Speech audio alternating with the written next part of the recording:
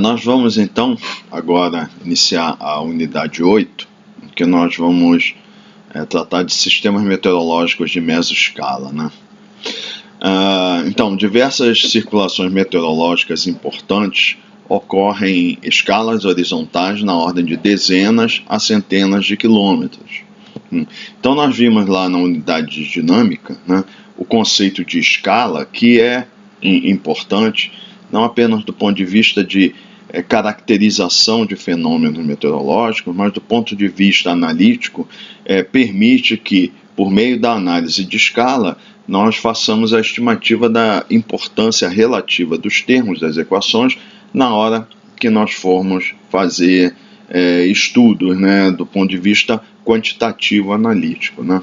E nós vimos que é importante, né, que o efeito de Coriolis, né, associado à rotação da Terra, né, ele é importante apenas em escalas na ordem de milhares de quilômetros, né? Então, de forma geral, nos fenômenos de mesoscala, o efeito de Coriolis não é importante, ele é desprezível, porque a escala é relativamente pequena.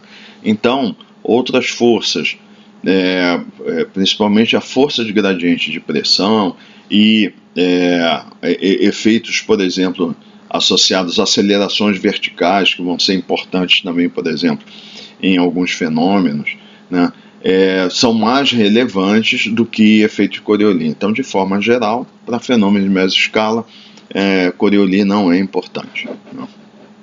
Então, nesta unidade, estudaremos algumas circulações de mesoscala forçadas termicamente e as tempestades, também chamadas trovoadas. E nós vamos também ver que está associado a trovoadas, né, um tipo específico de nuvem e sistema chamado supercélula, que é como se fosse uma nuvem de tempestade muito grande, né, que tem associados a elas os tornados. Nós vamos ver alguns aspectos. Então, essa unidade ela é bem descritiva, né? Ela não tem aspectos quantitativos, né? Porque essa análise quantitativa de fenômenos de mesoscala é bastante complexa, nós não temos tempo suficiente na disciplina para analisar isso do ponto de vista tão detalhado analítico, mas vários desses conceitos aqui são importantes que o engenheiro ambiental tem ideia. Por quê? Porque em áreas, por exemplo, que a gente vai mencionar aqui, a área de dispersão de poluentes, vai ver que existem certas forçantes locais que controlam o movimento do ar e vão influenciar, por exemplo, na dispersão de poluentes em uma escala que é diferente, menor do que da escala sinótica e maior que a microescala, mas ela pode, nós vamos ver lá na disciplina de dispersão, que os modelos de comportamento da camada limite atmosférica, eles são aplicáveis, né, em situações quando as forçantes sinóticas elas são fracas, que é quando a gente tem a situação de sistemas de alta pressão, né?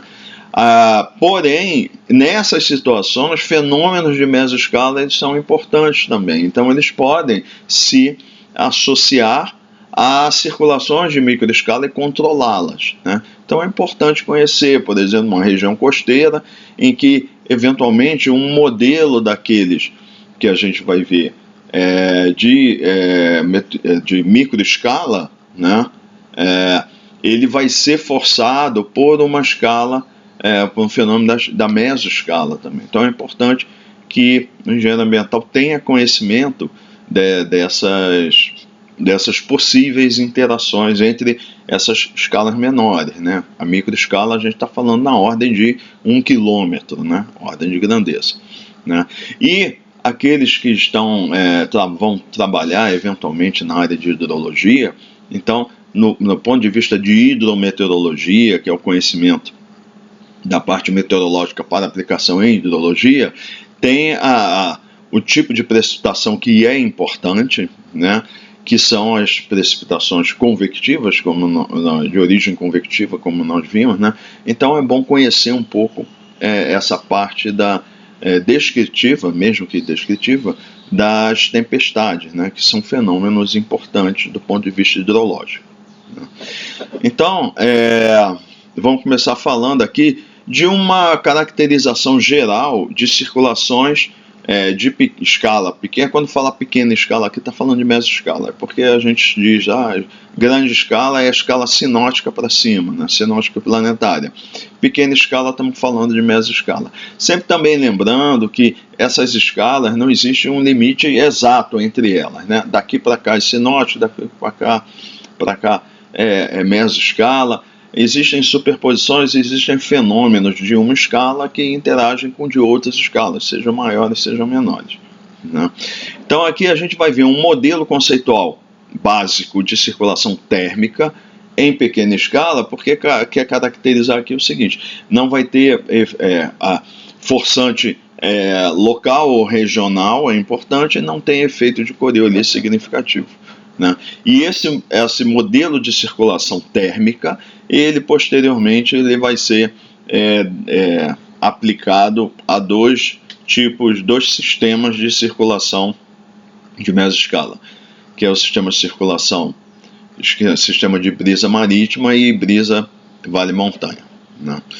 Então, várias circulações de mesoscala são forçadas ou pelo menos iniciadas por processos termodinâmicos. Então aqui é novamente uma interação entre a termodinâmica e a dinâmica, né?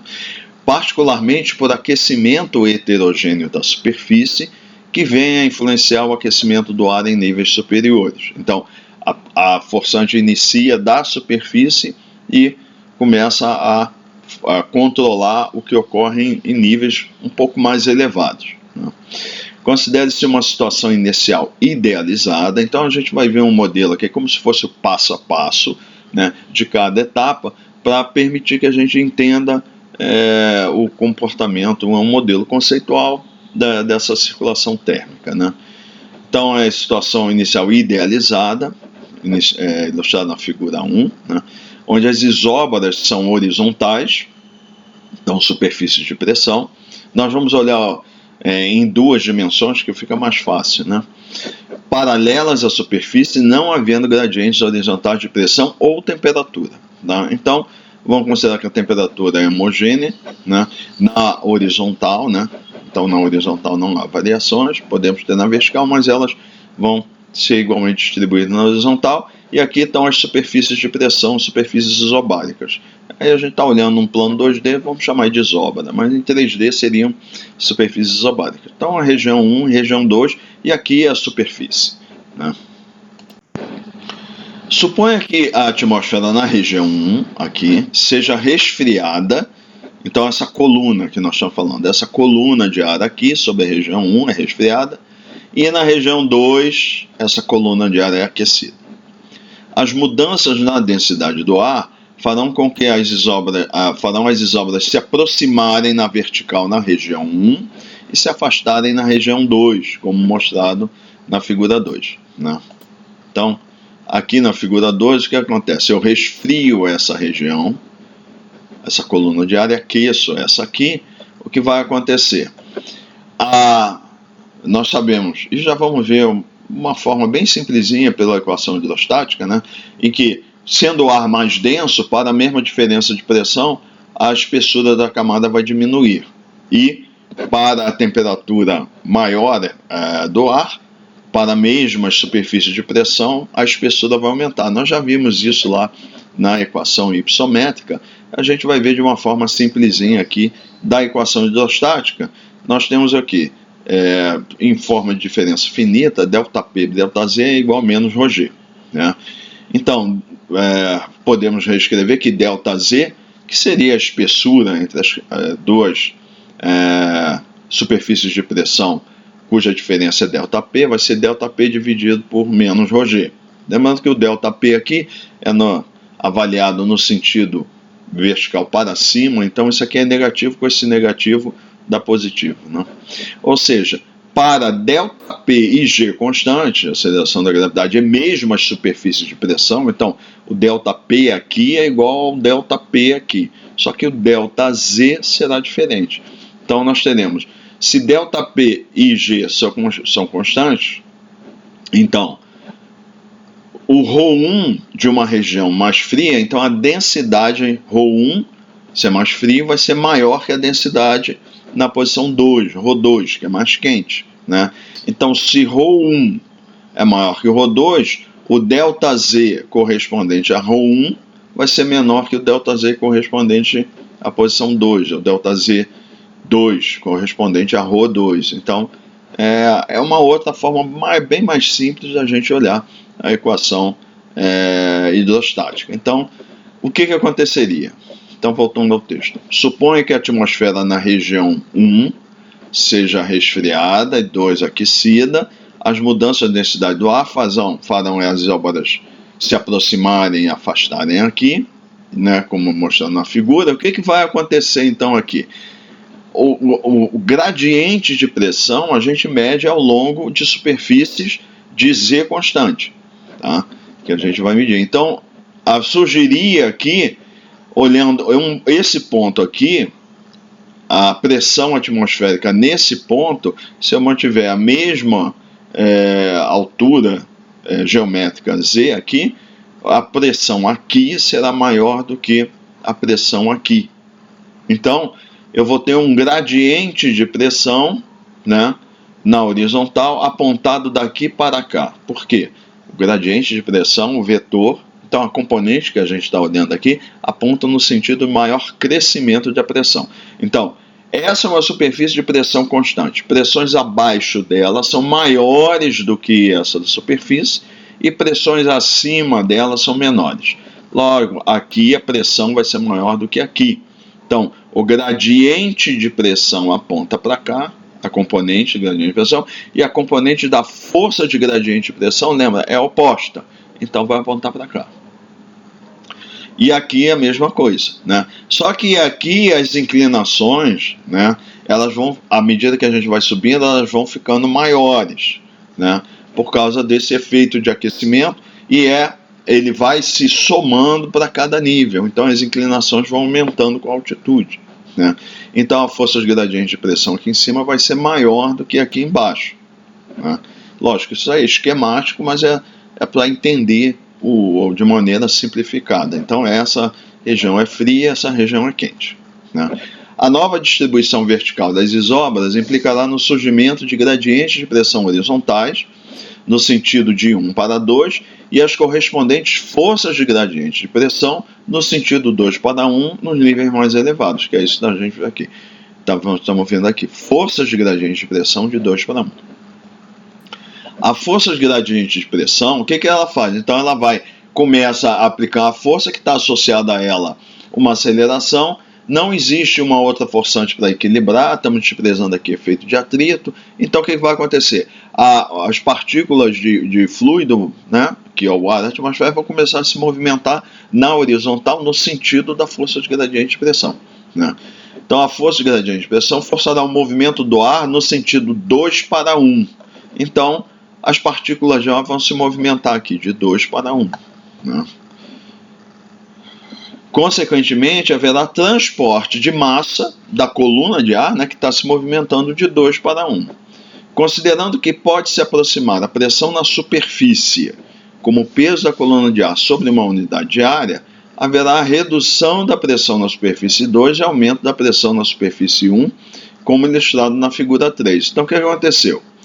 O ar se movimentou daqui para cá, né? Então o que acontece? Eu estou tirando massa de ar aqui, essa coluna de ar ela é limitada, então ela não vai se estender até lá a tropopausa, é uma região de influência desse aquecimento, é uma escala na ordem ali horizontal de dezenas de quilômetros até algumas, eventualmente, uma centena de quilômetros, e a gente vai ver que a altura em que afeta é na ordem aí de 2, 3 quilômetros. Então, haveria aqui transporte de massa daqui para cá. Então, o que vai acontecer? Eu estou tirando massa daqui e passando para cá. Então, o peso da coluna de ar aqui na superfície vai diminuir, porque eu estou tirando massa e essa massa vindo para cá vai aumentar desse lado. Então, o que mostra na figura 3. Aqui as superfícies de pressão tinham essa inclinação, né? Estou tirando massa de ar daqui, então o que acontece? A pressão diminui, então a isóbara aqui, ela desce. Por quê? Porque as pressões são menores acima do que abaixo da superfície de pressão. Então, se ela era horizontal, quase horizontal, para diminuir a pressão num determinado nível, o que tem que acontecer? A isóbara tem que descer para ser ocupada aquela região por uma pressão menor, que está acima da isóbara, né? Que é o que acontece aqui. E para a pressão que sobe aqui, aumenta a pressão, o que acontece? Eu tenho que pegar a superfície de pressão, os valores maiores estão abaixo.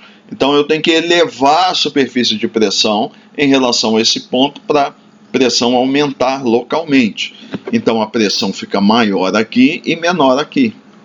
Aí o que vai acontecer? Eu vou ter um gradiente de pressão orientado próximo à superfície de 2 para 1, então uma força de gradiente de pressão de 1 para 2, que é o sentido oposto, né? A nova distribuição horizontal de pressão na superfície implica em um gradiente de pressão no sentido 2 para 1, menor para maior, né? O gradiente de pressão. Ou seja, uma força de gradiente de pressão no sentido 1 para 2, que é o oposto. Força de gradiente de pressão no sentido 1 para 2. Dessa forma, surgirá uma circulação de 1 para 2 na superfície e de 2 para 1 no ar superior. Então, 2 para 1 já estava estabelecida e agora forma 1 para 2. Então, eu tenho uma circulação para cá e outra para cá. Pelo princípio de conservação da massa, é necessário que o ar que está sendo retirado de uma região seja substituído, bem como não pode haver o acúmulo contínuo de massa em outra região. Então, assim, estou retirando o ar daqui, levando para cá. Estou retirando o ar daqui, levando para cá. O que vai acontecer? Eu não posso ter um vácuo aqui e aqui. Tem que ser ocupado por ar. Por princípio da continuidade, tem que ter ar. Eu estou retirando o ar, tem que vir e recompletar essa região. A mesma coisa acontece aqui. Então vai haver vão haver circulações secundárias que vão ser criadas para ocupar esses espaços e também aqui eu não posso ir concentrando o ar aqui indefinidamente aqui, porque o ar ele não vai, a densidade teria que ir aumentando a densidade dele de uma forma contínua para poder concentrar ar no mesmo volume. Então esse ar tem que se movimentar, né? Então daí, né, é criada uma corrente ascendente na região 2 e uma corrente descendente na região 1, formando a célula de circulação térmica. A figura 4 ilustra essa circulação. Então, o quê? Eu estou tirando o ar daqui, levando para cá e daqui para cá.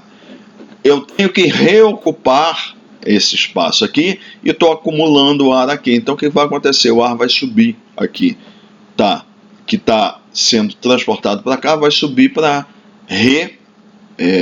ser recolocado, preencher o ar que está aqui. E o ar que está sendo acumulado aqui vai descer para ocupar esse que está sendo retirado. Então, vai formar uma circulação desse tipo aqui, ó. Estamos imaginando que essa célula térmica, né, ela não é isolada, então eu teria talvez uma outra célula aqui e outra aqui. Mas a que nos interessa é essa entre 1 e 2. Né? Então isso aqui seria uma célula de circulação térmica, que ocorreu devido ao quê? O aquecimento aqui e o resfriamento aqui. O processo de formação da circulação térmica é contínuo e não por passos, como foi descrito acima. Aqui foi uma forma simples que a gente fez, didática, que foi mostrando passo a passo, mas na realidade esse processo é contínuo. Né? A evolução da circulação vai depender da taxa de aquecimento e resfriamento do ar entre aquelas duas regiões. O início ou a manutenção vai depender dessa diferença de temperatura. Né? Este modelo conceitual básico pode ser empregado para descrever algumas circulações locais importantes. Né?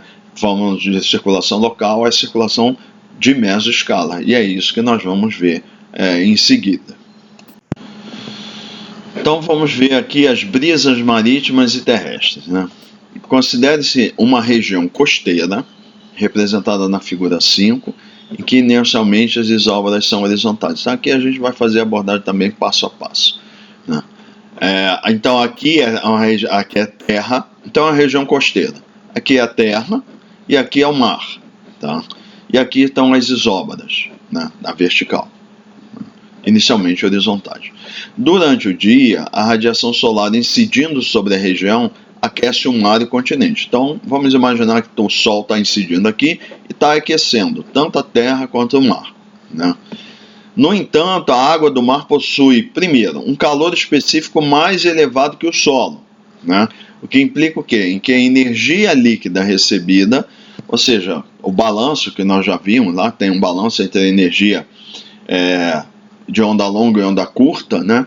Porque recebe energia de onda curta, né? Aquece a superfície e emite radiação de onda longa. Nós vamos ver mais detalhes desse balanço na próxima disciplina, que é a disciplina de dispersão, mas a gente já viu que existe um balanço de energia.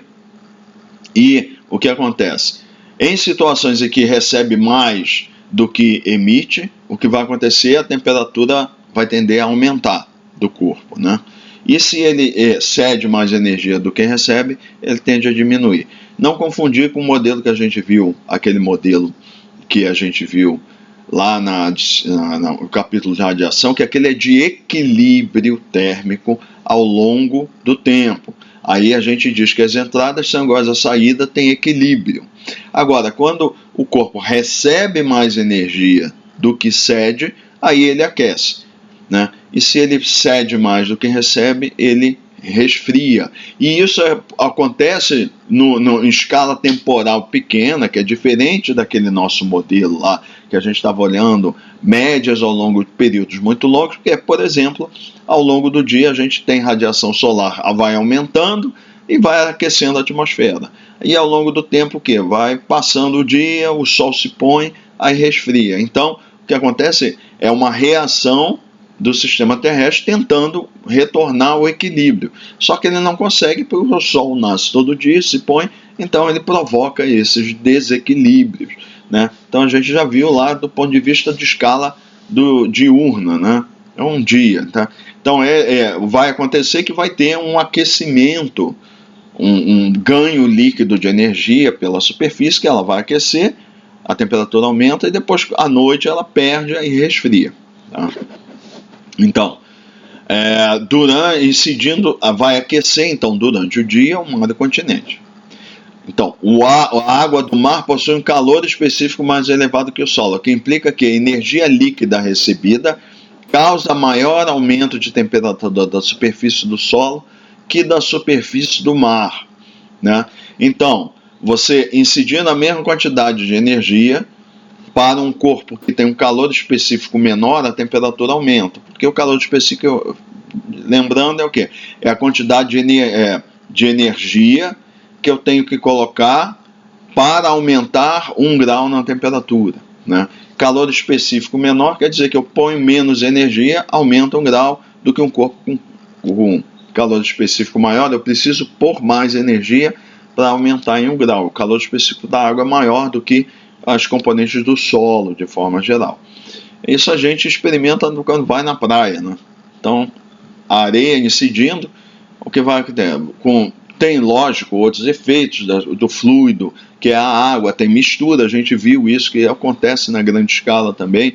A temperatura da água do mar varia muito pouco em relação à temperatura dos continentes ao longo de estações, né? Aí estamos olhando em grande escala, mas esse efeito também é importante, né, do calor específico, mas tem o efeito de circulação, mistura, leva energia, parte dessa energia é distribuída no fluido de uma forma mais eficiente do que no continente. Por isso que, de forma geral, o solo vai aquecer mais do que a água do mar, né? Além disso, devido ao oceano possuir um valor de razão de Bowen menor que o continente, grande parte da energia radiativa será empregada na evaporação da água do mar. E é o processo, então, de mudança de fase, então não há mudança, variação de temperatura. Enquanto na superfície continental, grande parte da energia é transformada em calor sensível que leva ao aquecimento do ar. Então, a gente já viu lá esse conceito de razão de Bowen. Isso é visto lá na disciplina de hidrologia. A gente vai rever isso na disciplina de dispersão, mas lá em hidrologia, quando a gente está estudando aqueles modelos de evaporação, a gente estuda a razão de Bowen, que é a relação entre o fluxo de calor sensível e o fluxo de calor latente, né? Sendo que o calor latente é a quantidade de calor que é utilizada para mudança de fase, da fase líquida para vapor, né? Como o do oceano é pequeno, quer dizer que pouca da energia recebida, pequena parte é utilizada para fluxo de calor sensível e grande parte é utilizada para fluxo de calor latente. A relação para o oceano é na ordem de 1 para 10, né? Uma unidade de energia para calor vai ser utilizada como calor sensível e 10 unidades para calor latente. Então, já diferente do solo, que a maior parte vai ser utilizada como calor sensível, vai aquecer. Dessa forma, ocorre maior aquecimento da atmosfera no continente do que na região oceânica. Então, o aquecimento da superfície vai aquecer a atmosfera que está sobrejacente, né? E a gente vai ver isso posteriormente. Primeiro processo é condução e depois é turbulência, né? Havendo, portanto, maior expansão da coluna de ar sobre o continente, criando uma força de gradiente de pressão acima da superfície, orientada no sentido terra-mar, como mostrado na figura 6. Então a figurinha mostra aqui, daqui para cá, então isso aqui é a pressão neste nível, nessa posição é maior do que aqui. Então eu vou ter um gradiente de pressão horizontal, a componente daqui para cá, do mar para a terra, porque a pressão aqui é menor do que aqui. Então a força de gradiente de pressão vai ser orientada da terra para o mar, sendo que fica mais acentuado à medida que eu vou subindo, que as inclinações são maiores, né? Essa força de gradiente de pressão forçará a circulação no sentido terra-mar nos níveis mais elevados, né? Já que é movimento fluido no sentido da força de gradiente de pressão, implicando em transporte de massa, ou seja, ar, da terra para o mar, daqui para cá, causando queda de pressão na superfície, já que eu estou tirando massa daqui, diminui a pressão aqui na superfície, e aumento da pressão na superfície no mar. Aqui, estou trazendo massa para cá, o peso da coluna de ar aumenta aqui. Consequentemente, haverá uma força de gradiente de pressão no sentido mar-terra, próximo à superfície.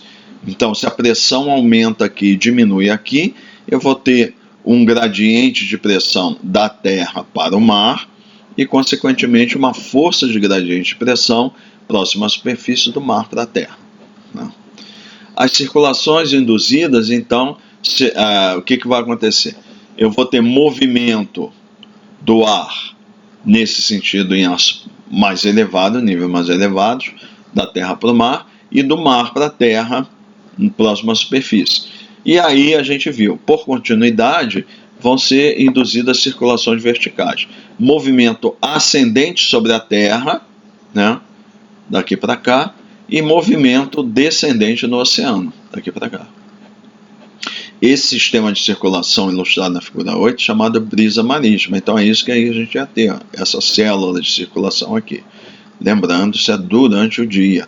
Então chama brisa marítima porque o nome é dado pela circulação da superfície.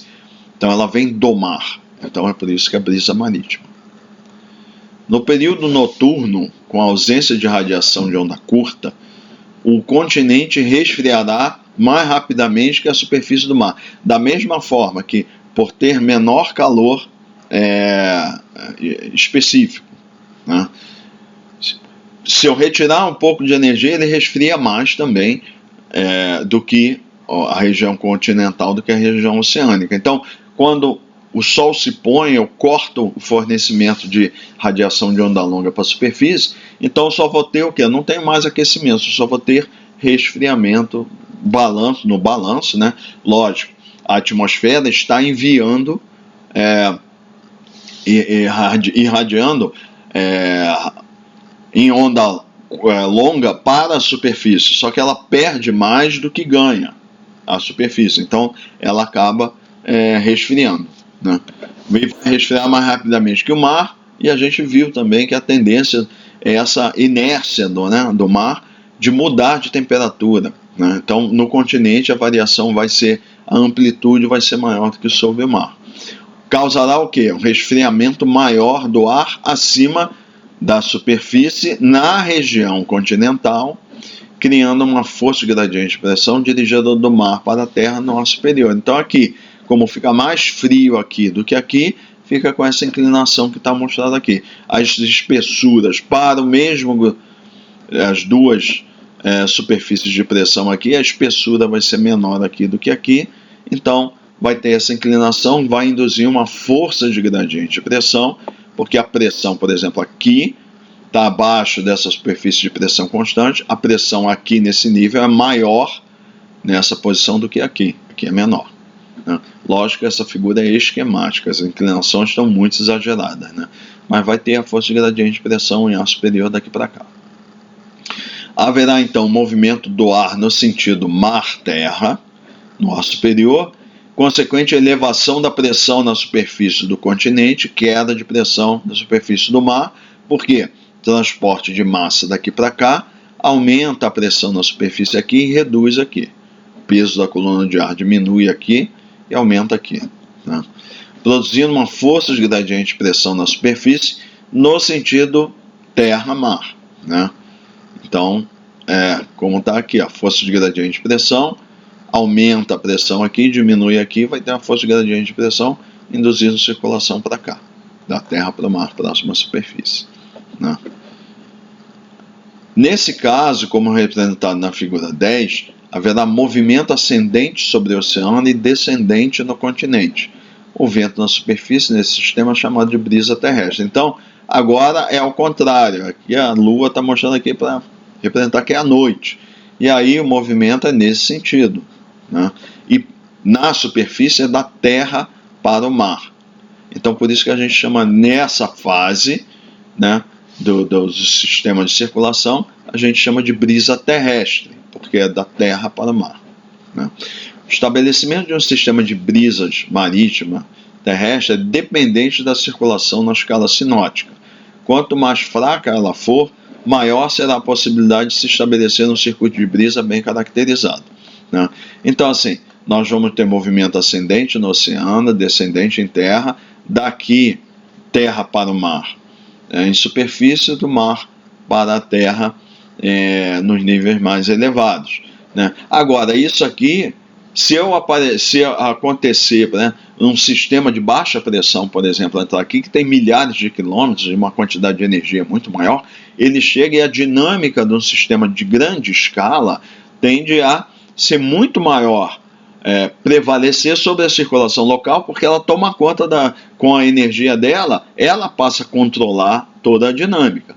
Então, em geral, isso aqui vai acontecer quando eu não tiver nenhum sistema sinótico de grande atividade, ou seja, estiver prevalecendo uma região com circulação com baixa velocidade ou até calmaria, né, e nenhuma forçante importante, que seria o quê? Situações de baixa pressão, de alta pressão, prevalência de circulações anticiclônicas, ou seja, com velocidades baixas, que a gente já viu a relação, que a gente chama de tempo bom, né?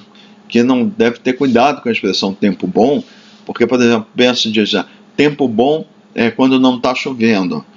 E nós estamos aqui no ano de 2020, estamos passando uma crise hídrica terrível aqui na região de Curitiba, porque não está chovendo. Então, a expressão tempo bom tem que ser usada com cuidado, porque não está bom, né? Na realidade, está prejudicando muito o fornecimento de água aqui nessa região, por pouca precipitação, embora a gente não tenha sido submetido aqui a sistemas ciclônicos importantes com frente, que é o que a gente precisa para produzir precipitação significativa e reabastecer os reservatórios, né? Então, tem que ter cuidado quando usa esse termo bom. Bom para quê, né?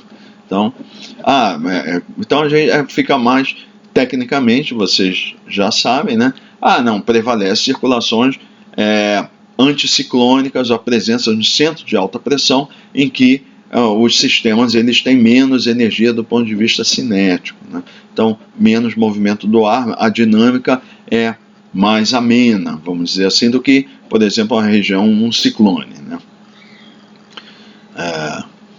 As brisas marítimas podem influenciar normalmente regiões de até cerca de 20 a 50 quilômetros da costa na região continental. Então, seria a brisa marítima que está falando, né? Assim, essa região, 20 a 50 quilômetros na horizontal, podem ser afetados, né? Isso ocorre, por exemplo, na Baía de Guanabara, seria isso aqui. Aqui é a Baía de Guanabara, a região continental, aqui é a região de montanhas, que são a região serrana do Rio de Janeiro, né, que fica aqui, vou dizer talvez a ordem de 30 quilômetros, 40 quilômetros aqui da região do Rio de Janeiro, e durante o verão é afetado por efeitos aqui de brisa marítima também, né.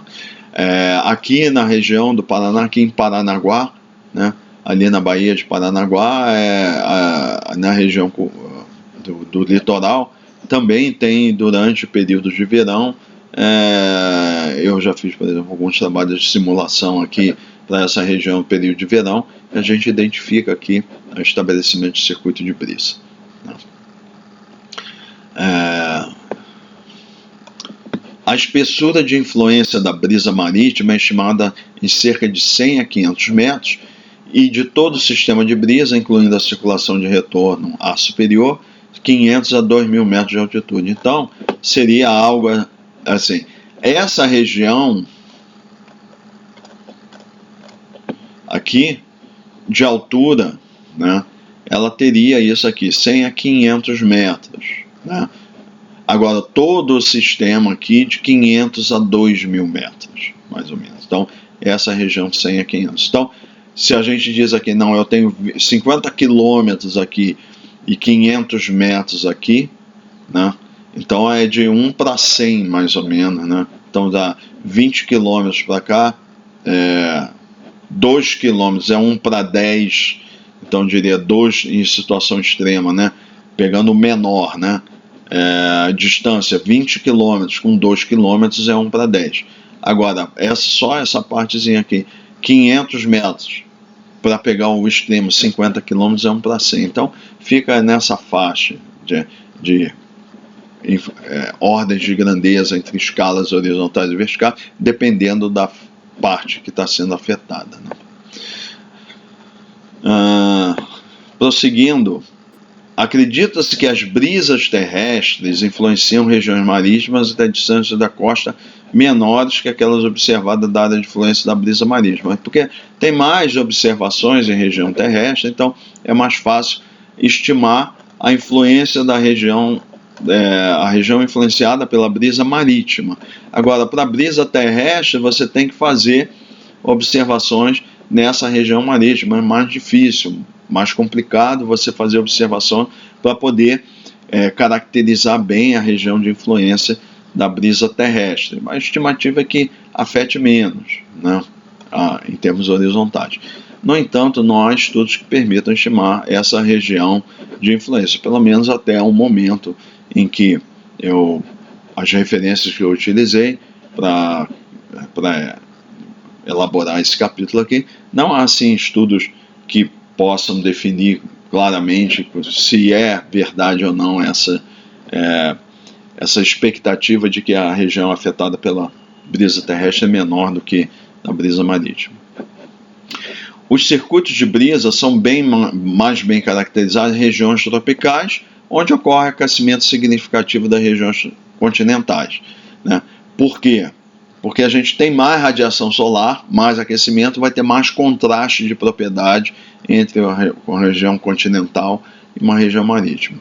E os sistemas sinóticos também são menos intensos nas regiões temperadas. Então, por isso que em regiões tropicais ou subtropicais, a gente vai ter circuitos de brisa mais bem caracterizados do que em regiões temperadas.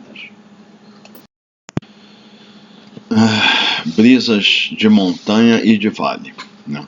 Então agora nós vamos ver um outro tipo de circulação de mesescala que também está com uma força antitérmica, que nós vamos adaptar aquele nosso modelinho de circulação térmica a essas brisas de montanha e de vale, né? Então, as brisas de vale e de montanha se desenvolvem ao longo das encostas das montanhas, tá? Então, novamente, é bem esquemático que a gente vai fazer, um desenho bem simplificado para a gente poder entender mais ou menos a evolução física, né, do problema. Considere-se que existe um vale ladeado por duas montanhas, como representado na figura 11. Considere-se também que inicialmente as isóbaras são horizontais. Então é isso aqui. Essas são as isóbaras horizontais, e aqui nós temos aqui duas montanhas e um vale no meio, tá?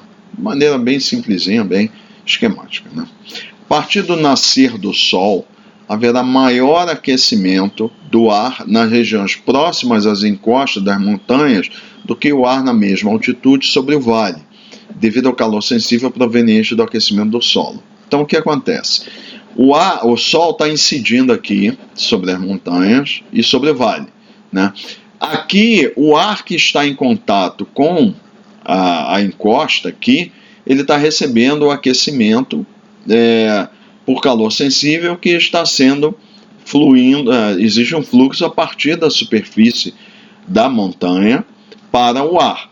Esse ar que está aqui sobre o vale está bem afastado das superfícies, porque o aquecimento do ar ele existe primeiro, e isso nós vamos estudar na próxima disciplina com um pouco mais de detalhe, primeiro é por condução na camada imediatamente acima da superfície e depois é por turbulência, né?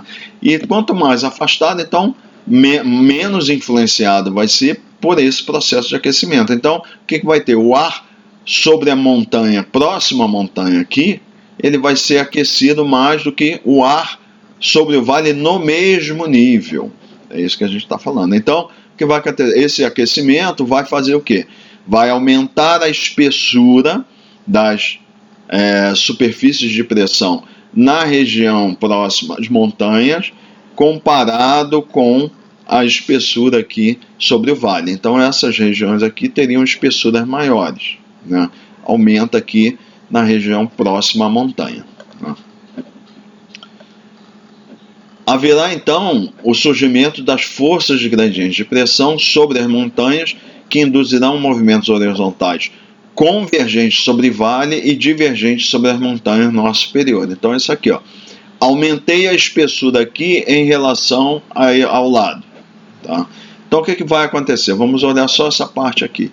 A pressão aqui nesse nível, essa é a isóbara. A pressão aqui abaixo da superfície isobárica é maior do que aqui que está acima da superfície isobárica, né? É a mesma pressão. Abaixo dela pressão maior, acima dela pressão menor. Nesse mesmo nível, então, eu vou ter pressão maior aqui do que aqui, mas maior pressão neste nível sobre a montanha que sobre o vale. Vou ter um gradiente de pressão, componente horizontal aqui, apontado do vale para essa região sobre a montanha. Então, uma força de gradiente de pressão da montanha para o vale. A mesma coisa aqui. Então, eu vou ter forças de gradiente de pressão, é o sentido de movimento das partículas de ar, que vão sofrer essa aceleração associada à força de gradiente de pressão. Então, o movimento é convergente sobre o vale. E será, considerando que eu tenha continuidade aqui da superfície dessa forma, né, eu vou ter movimento também, a força de gradiente de pressão para fora aqui. Então, será divergente sobre as montanhas e convergente sobre o vale. Não. Logo, haverá o transporte de massa, ar, que a gente já viu. Existindo o movimento horizontal, há efetivamente transporte de massa. Para a região do vale, a partir das montanhas, está transportando ar das montanhas para o vale, né? Causando aumento de pressão na superfície do vale, que eu estou colocando massa aqui, estou retirando massa dessa região aqui, em torno das montanhas, vai cair a pressão, queda de pressão sobre as encostas, essas regiões aqui. Então, novamente, a figura 13 ilustra isso.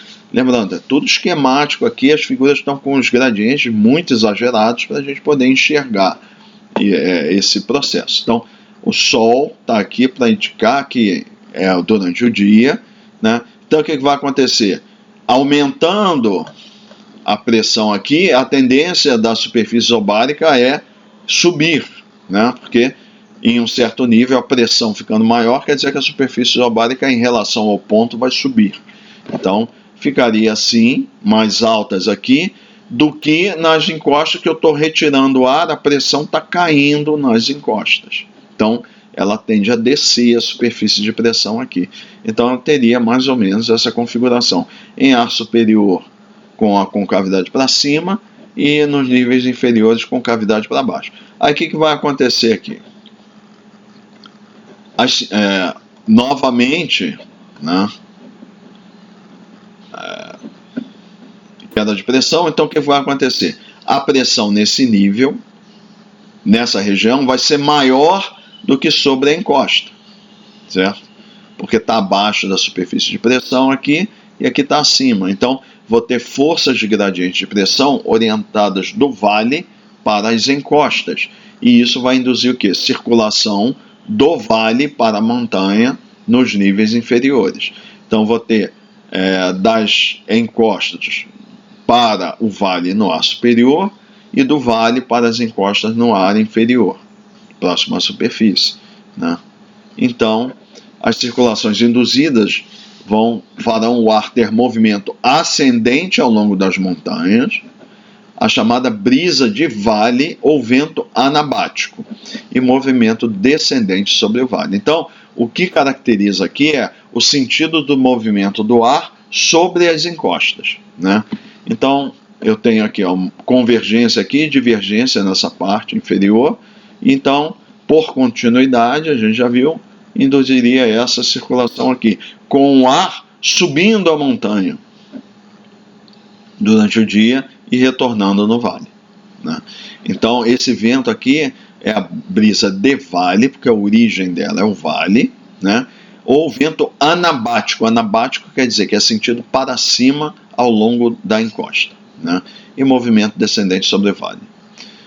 No período noturno, ocorrerá o resfriamento maior do ar sobre as montanhas do que do ar sobre o vale na mesma altitude, devido à perda radiativa do solo, tornando o ar mais denso sobre as montanhas do que sobre o vale em um determinado nível. Então, é o efeito contrário. Agora bota a lua aqui para caracterizar que é noite. O ar que está em contato com as encostas aqui, né, ele resfria por causa do efeito de resfriamento da superfície, enquanto esse ar aqui ele está mais afastado da superfície, tanto das encostas quanto do vale, é menos influenciado. Então o resfriamento é maior aqui, então reduz a espessura sobre a região das encostas, reduz a espessura, enquanto o efeito não é significativo no mesmo nível, no ar superior, sobre o vale. E isso vai fazer o quê? Com que a pressão em um certo nível aqui diminua, né, devido à redução da espessura, em relação à pressão no mesmo nível sobre o vale. Então eu vou ter uma pressão menor aqui, que está acima da superfície obárica, do que aqui, que está abaixo da superfície obárica. Então eu vou ter uma força de gradiente de pressão no sentido do vale para a montanha, aqui e aqui. E vamos considerar que teria de forma análoga para esse lado também convergência da força de gradiente de pressão e do movimento consequente do ar sobre as montanhas aqui. Então, criando forças de gradiente de pressão convergentes acima das montanhas. Então, aqui, força de gradiente convergente durante a noite.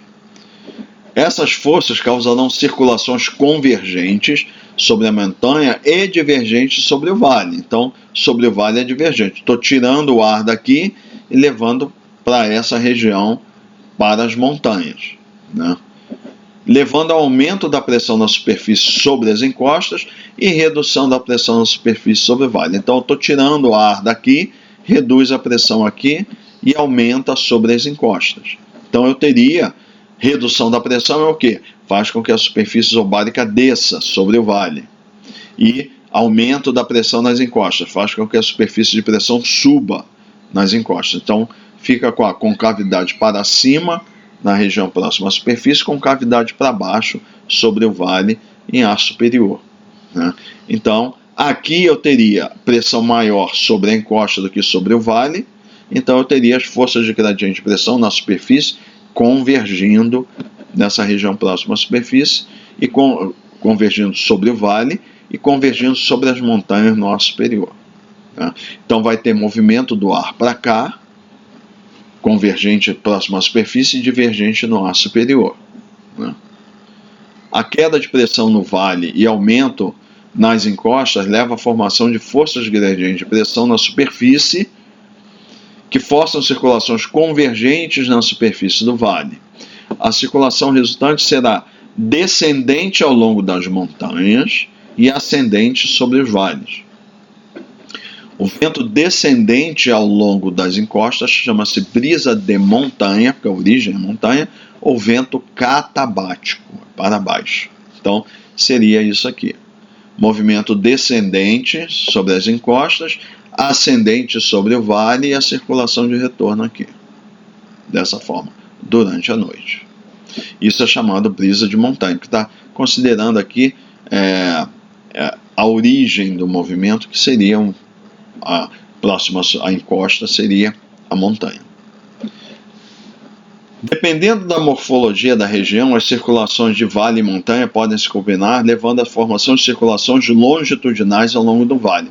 Então, o que acontece é que aí tem que imaginar que seguindo ao longo do vale, né? Então, seguindo ao longo do vale, quer dizer, percorrendo paralelo às montanhas, seguindo, ou seja, ao longo longitudinal ao vale, existem circulações bastante complexas que são mostradas aí, né, que, dependendo da morfologia, do comportamento do vale, forma, além dessas circulações ao longo das encostas, tem circulações que elas descem ou sobem ao longo do vale, e seria em 3 dimensões. A gente não vai detalhar isso aqui, mas é possível também que haja esse tipo de circulação, pode se apresentar, que é mais um complicador, vamos dizer assim, na descrição da dinâmica. Aí é olhar em 3 dimensões. Mas é apenas para mencionar esse aspecto. Então pode surgir circulações também ao longo do vale relacionadas ou associadas a essas circulações pelas encostas, né? Ao longo das encostas, né? Um aspecto relevante da brisa de montanha, ou seja, da montanha para o vale, é que, dependendo das características do vale, durante a noite pode haver acúmulo de ar muito frio que flui ao longo das encostas na base do vale, porque aqui são regiões mais elevadas. Isso aqui a gente tem que falar, tá? Esse fenômeno ele ocorre para escalas de altura que não são montanhas de 100, 200 metros, não. A gente tem que falar esse tipo de fenômeno, montanhas bem mais elevadas, na ordem aí de próximas a 1000 metros, né, de altitude, né? É importante, não é a escala de montanhas muito pequenas, não. Tem que ser significativo a orografia, né? As montanhas têm que ser relativamente altas para que esse efeito ele se manifeste de uma forma bem clara, né?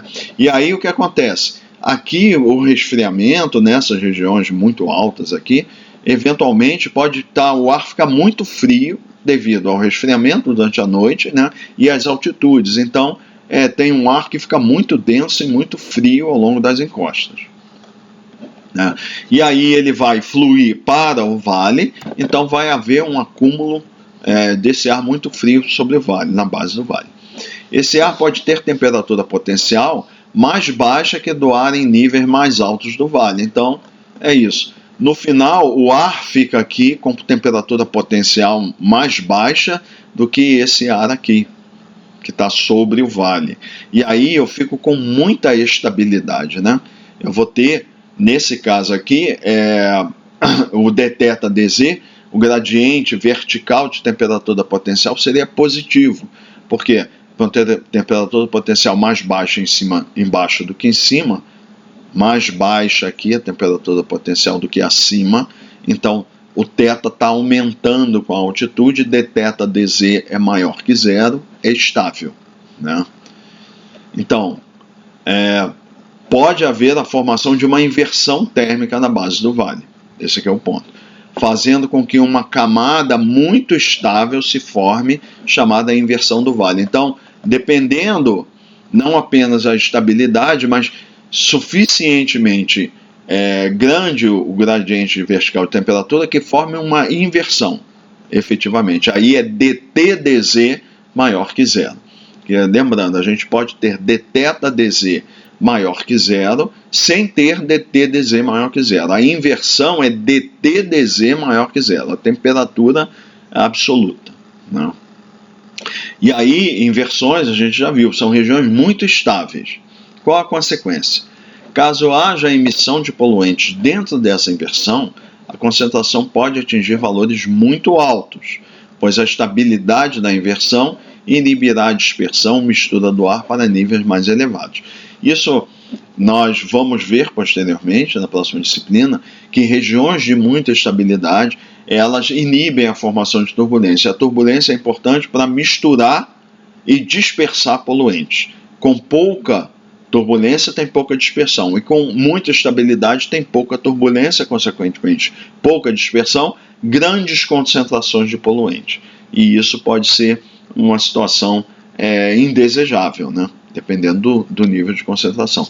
Então é só para mencionar que eventualmente pode ocorrer, mas isso, para ocorrer, tem que ter uma orografia bastante significativa, no sentido de altura, né? Das montanhas em relação ao vale, né? Não são poucas centenas de metros, tem que ser algo na ordem de 1000 metros. Na literatura, pelo menos, que a gente encontra, são estudos sobre esses sistemas de circulação, com a formação dessas regiões de inversão na base, com muita estabilidade, mas com orografia acentuada. Okay? Então, mas é importante mencionar isso, que é um aspecto importante de interesse para a área de engenharia ambiental, particularmente dispersão de poluentes atmosféricos.